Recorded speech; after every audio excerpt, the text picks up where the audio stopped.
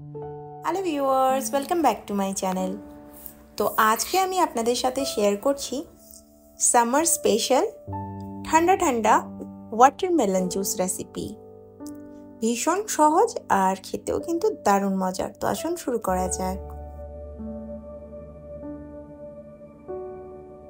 তো এই ওয়াটারমেলন অর্থাৎ তরমুজের শরবত বানানোর জন্য আমি এখানে একটা গোটা তরমুজ নিয়েছি, প্রায় 2 কেজির মতন ওজন ছিল।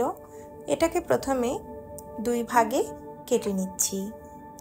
তারপর যে যেমন পারেন সেইভাবে কেটে নেবেন। কেউ এটা কাটার জন্য ছুরি ইউজ করে, কেউ আবার বটি থাকলে বটি দিয়েও কেটে নেয়। তো আমি এটা ছুরি দিয়ে প্রথমে টুকরো টুকরো করে কেটে নিচ্ছি।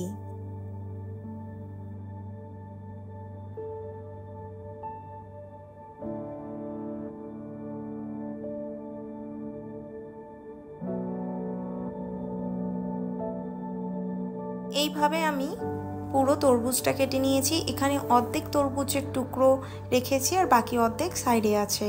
আর সব তরমুজ কাটাটা তো দেখানো সম্ভব না, দেখাতে গেলে ভিডিও অনেক বড় হয়ে যাবে, তাই জন্য আমি স্কিপ করে গেছি।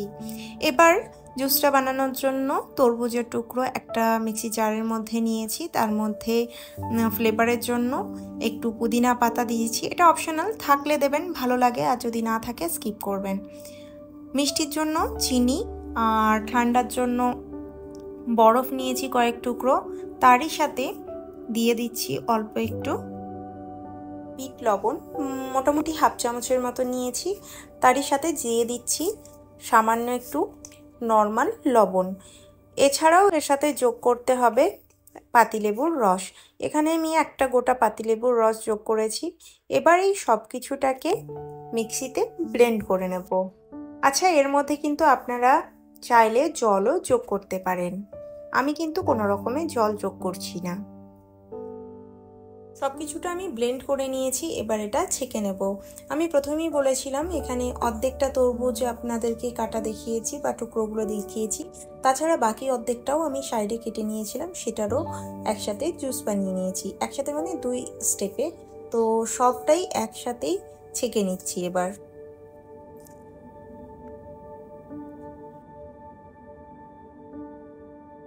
তো তরমুজের জুসটা ছেঁকে নিয়েছি, খোসা আলাদা করে ফেলে দেবো। একটা তরমুজ থেকে মোটামুটি আমার 2.5 থেকে 3 গ্লাস জুস হয়েছে। যদি জল দিয়ে আপনারা জুসটা বানাতে চান সেক্ষেত্রে কিন্তু 4 থেকে 5 গ্লাস বানিয়ে নিতে পারেন।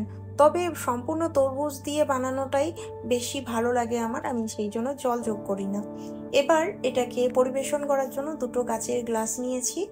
অল্প একটু তরমুজের টুকরো আর কিছু বরফের টুকরো দিয়ে তার মধ্যে ছেঁকে নেওয়া ফ্রেশ তরমুজের জুসটাকে গ্লাসের মধ্যে দিয়ে দেবো, অর্থাৎ গ্লাসটা ফিল করে নেব। তারপর এটা ঠান্ডা ঠান্ডা পান করব আর এর আনন্দ উপভোগ নেব। তো আপনারাও অবশ্যই একবার এই তরমুজের জুসটা বাড়িতে বানিয়ে দেখবেন, আপনাদেরও ভীষণ ভালো লাগবে। আর হ্যাঁ, রেসিপিটা কেমন লাগলো সেটা কিন্তু কমেন্ট করে জানাতে ভুলবেন না। ভিডিওটা ভালো লাগলে ভিডিওটাকে লাইক, শেয়ার আর চ্যানেলটাকে সাবস্ক্রাইব করতে ভুলবেন না। Thank you for watching.